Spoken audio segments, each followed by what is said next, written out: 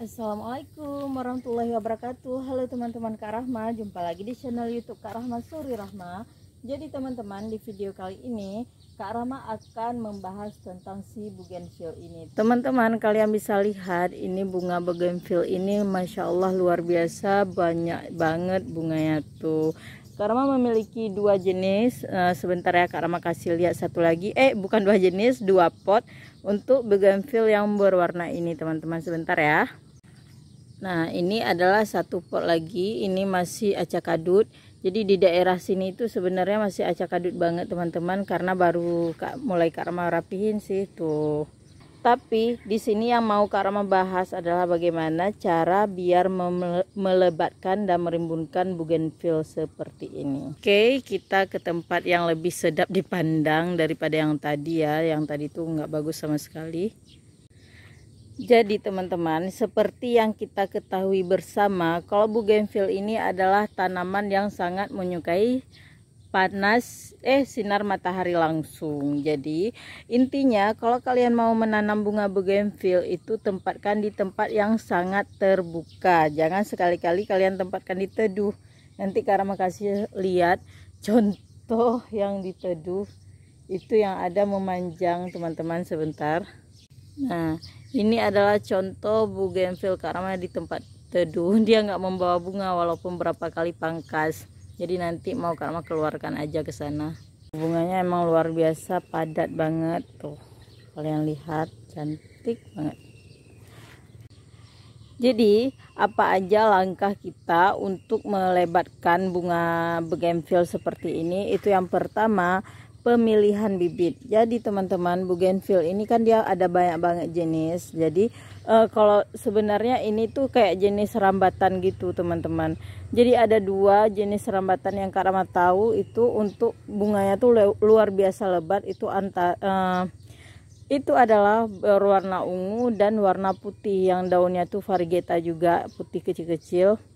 Dan sekarang Kak Rahma nggak memiliki. Kalau dulu ada teman-teman, itu emang jenis yang berbunga lebat banget.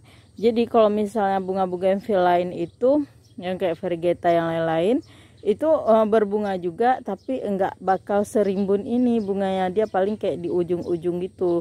Jadi semakin rajin kita memangkas, kalau bunga-bunga yang lain tuh dia akan semakin rajin berbunga gitu kan. Terus yang kedua adalah paling penting itu penempatan. Dulu ini Kak Rahma tempatkan di depan, itu yang di depan pagar itu. Rencananya Kak Rahma mau kasih rambatan gitu teman-teman, dan ternyata di situ teduh karena ada pohon mangga dan di bawah naungan gitu. Akhirnya dia tuh memanjang terus dan nggak ada bunga. Paling ada bunga tuh kayak sedikit banget gitu, adanya satu-satu. Jadi kalau kita lihat lebih mendominan daun daripada bunga gitu kan.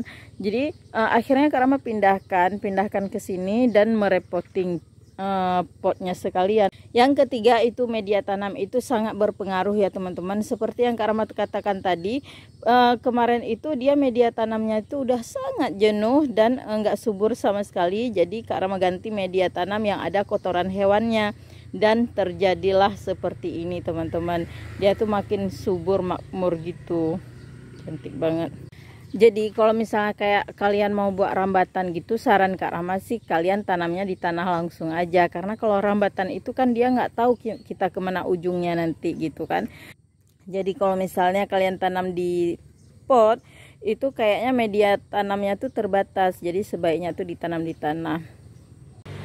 Terus teman-teman, langkah selanjutnya adalah penyiraman. Sebenarnya kalau bougainville sendiri sih dia bukan penyuka air terlalu banyak sih teman-teman. Seperti yang Kak Rahma perhatikan di bougainville Kak Rahma itu kayak semakin kita sering menanam itu semakin sering kita menyiram, maka daunnya tuh semakin subur gitu. Jadi kalian perlu stres air. Tapi ini Kak Rahma siramnya tuh setiap hari. Karena apa? Di sini tuh panas banget gitu teman-teman. Jadi kalau misalnya kalau kalian nggak terlalu panas menyengat gitu, ya udah kayaknya kalian siramnya 3 hari sekali aja udah cukup gitu. Jadi kalau ini nggak Kak Rahma siram, karena langsung nanti tanahnya tuh kayak kering kerontang gitu. Jadi harus tiap hari Kak Rahma siram. Yang kelima adalah pemupukan. Nah, di sini juga kalian perlu memperhatikan pupuk. Jadi di sini tuh rutin banget suami Kak Rama kasih pupuk tuh kayak NPK biru, warna biru gitu teman-teman. Itu ditaburin aja, jangan terlalu dekat batang di sini. Berhubung hari ini tuh nggak jadwal pemupukan, jadi Kak Rama nggak bisa menunjukkan ke kalian teman-teman. Tapi kalian udah ngerti kan? Buat pupuknya itu sekitar 1 sendok teh aja. Nah ini ada sisa-sisa pupuknya tuh. 1 sendok teh kalian buat di sini di pinggirnya, ditaburin aja, karena kalau misalnya ditaburin waktu kita siram itu juga cepat larut teman-teman.